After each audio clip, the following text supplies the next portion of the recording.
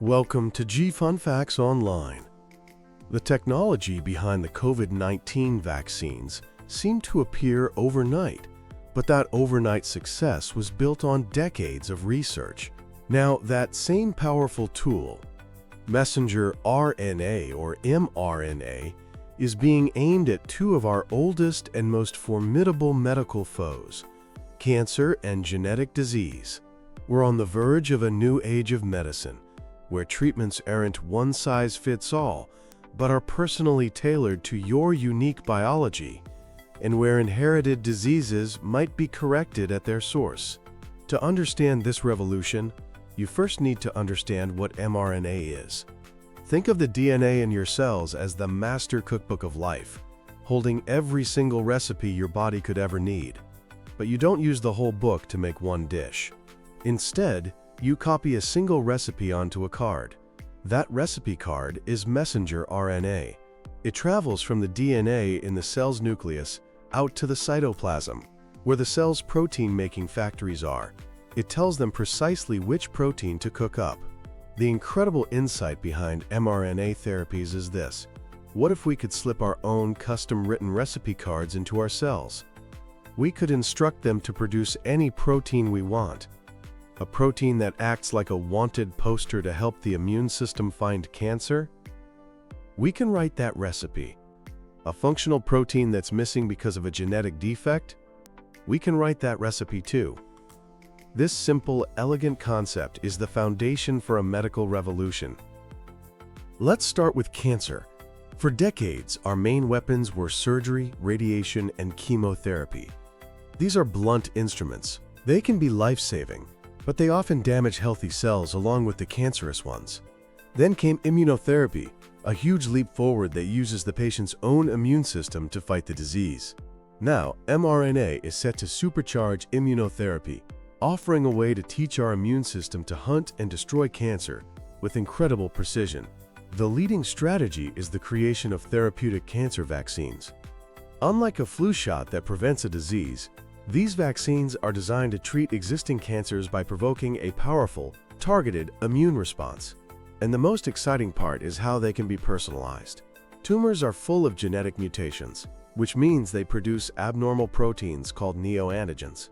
These neoantigens are unique to the cancer cells, like a specific tattoo that only criminals wear. This makes them perfect targets. The process is a marvel of modern medicine. First, doctors take a sample of a patient's tumor and sequence its DNA and RNA. This allows them to identify all the unique mutations present in that specific cancer. Next, powerful computational algorithms analyze these mutations and predict which ones will produce neoantigens that are most likely to be spotted by the patient's immune cells. They're looking for the most obvious tattoos. From this list, an mRNA vaccine is custom-built for that single patient. This vaccine contains the genetic recipes for up to 34 of the most promising neoantigens. When this personalized vaccine is injected, the patient's own cells absorb the mRNA and start producing these harmless cancer-specific neoantigens. This acts like a training exercise for the immune system. T cells, the soldiers of the immune system, see these neoantigens, recognize them as foreign invaders, and become activated. These newly trained T cells then patrol the entire body, seeking out and destroying any cell that displays these neoantigen markers on its surface, which means they hunt down the cancer cells. The early results from clinical trials are incredibly encouraging. In a study for pancreatic cancer, a notoriously difficult disease to treat, about half the patients who received a personalized mRNA vaccine showed a significant, positive immune response, keeping them cancer-free for longer. Another major trial combined a personalized mRNA vaccine with an existing immunotherapy drug called Keytruda to treat melanoma. The combination cut the risk of the cancer returning or death by nearly half compared to using Keytruda alone. These personalized vaccines are now being tested against a wide range of cancers, including lung and colorectal cancer, offering a new kind of hope. But personalized vaccines are complex and take 1 to 2 months to create for each patient. That's a long time when you're fighting cancer. So researchers are also developing off-the-shelf cancer vaccines. Instead of targeting unique neoantigens, these vaccines target what are called tumor-associated antigens, or TAAs. These are proteins that are found on some healthy cells, but are vastly more abundant on certain types of cancer cells. It's less specific, but it allows for a single vaccine that could work for many patients with the same type of cancer, making treatment faster and more accessible. There's even an approach that doesn't target any specific antigen at all. Instead, it's an mRNA vaccine engineered simply to provoke an extremely strong, generalized immune response. The idea is that by sounding a massive alarm, the immune system will wake up dormant T cells that were already capable of seeing the tumor but weren't active. In mouse studies, this potent activation was enough to get the immune system to recognize and completely eliminate tumors on its own. The real power, however, might lie in combination. Some of the best existing cancer drugs are immune checkpoint inhibitors. They work by releasing the natural brakes on the immune system. But they don't work for everyone, because if your immune system hasn't seen the cancer in the first place, releasing the brakes doesn't do much. Pairing a checkpoint inhibitor with an mRNA vaccine creates a powerful 1-2 punch. The vaccine points the immune system directly at the tumor, and the checkpoint inhibitor releases the brakes, letting those newly trained T cells attack with full force. While mRNA in cancer treatment is about adding a wanted poster for the immune system, its application for genetic diseases is about replacement and restoration. Thousands of rare genetic disorders are caused by a mutation in a single gene. This means the body can't produce a critical protein, or it produces a faulty, non-functional version. Here, the mRNA solution is beautifully simple. If your body can't make a working protein, mRNA therapy provides the recipe so your cells can make it themselves. Scientists create a synthetic mRNA molecule that codes for the correct, healthy version of the protein. When this is introduced into the body, the patient's own cellular machinery reads the recipe and starts producing the missing protein, temporarily reversing the underlying problem. This approach has huge advantages over traditional DNA-based gene therapy. First, it's safer. mRNA works in the cell's cytoplasm and never enters the nucleus where the DNA is stored. This completely avoids the risk of accidentally causing permanent, unintended changes to a person's genome, which has been a lingering concern with some other gene therapies. Second, the effect is temporary. mRNA molecules naturally degrade after a few days or weeks. This allows for controlled, repeatable dosing. It's more like taking a conventional drug than undergoing a permanent genetic procedure. The dose can be adjusted, or the treatment can be stopped if needed. Research is already showing incredible promise. In a mouse model of a rare and incurable genetic liver disorder called argininosuccinic aciduria, the body can't produce a key enzyme. Weekly injections of an mRNA therapy designed to replace that enzyme produced remarkable results. The treatment corrected the metabolic problems, and the organs of the treated mice began to look just like those of healthy mice. This success is paving the way for human trials. But we can go one step further than just replacing proteins.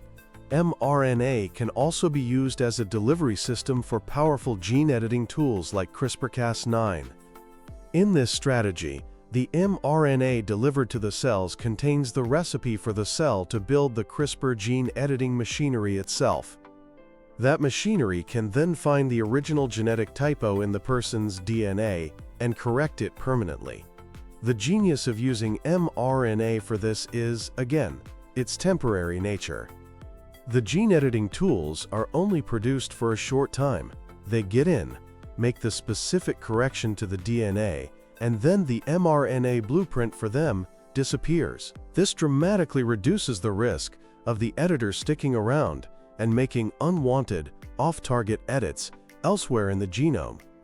This approach is being explored for blood disorders like sickle cell disease, where doctors could take a patient's blood stem cells, use mRNA to deliver the CRISPR editors to correct the faulty gene, and then return the healthy cells to the patient. Now, despite this enormous potential, the road ahead is not without its challenges. The very things that make mRNA so powerful biologically also make it a difficult molecule to work with. The first major hurdle is delivery. A naked mRNA molecule is incredibly fragile. It would be destroyed by enzymes in our bloodstream in seconds. The solution for the COVID vaccines was a breakthrough called lipid nanoparticles, or LNPs. These are microscopic bubbles of fat that wrap around the mRNA, protecting it and helping it fuse with our cells to release its genetic message. But these current LNPs are really good at one thing: going to the liver. Delivering mRNA efficiently to other parts of the body, like the brain, muscles, or deep inside a specific tumor, remains a huge challenge that scientists are working hard to solve with new and smarter nanoparticle designs. Stability is another issue. The first-generation mRNA vaccines required ultra-cold deep-freeze storage because the molecule is so unstable. Researchers are constantly tweaking the chemical structure of mRNA to make it more durable, both for storage and to make it last longer inside the body. And on the cancer front, the tumor itself fights back.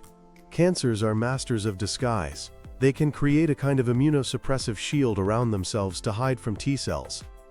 A successful vaccine has to do more than just train T cells. It has to help them break through this defensive wall. This is why those combination therapies are so critical. Furthermore, a tumor isn't a uniform mass of identical cells.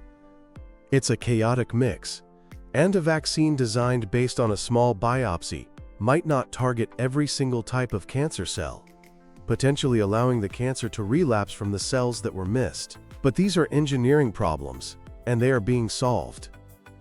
The era of mRNA medicine is truly just beginning. We are witnessing the expansion of a technology from a tool against infectious diseases into a versatile platform that could reshape how we treat humanity's most persistent conditions. Hundreds of clinical trials are underway, exploring mRNA's power against influenza, HIV, Zika, and even autoimmune disorders. The greatest strength of this technology is its plug-and-play flexibility. By simply rewriting the genetic code in the mRNA strand, scientists can rapidly design new drug candidates for an almost limitless list of diseases. We are standing on the cusp of a true medical revolution, moving away from one-size-fits-all drugs and towards bespoke therapies, designed for a single person's cancer or a specific genetic code. The path is challenging, but the promise is undeniable: a future where we can use our body's own language to heal itself.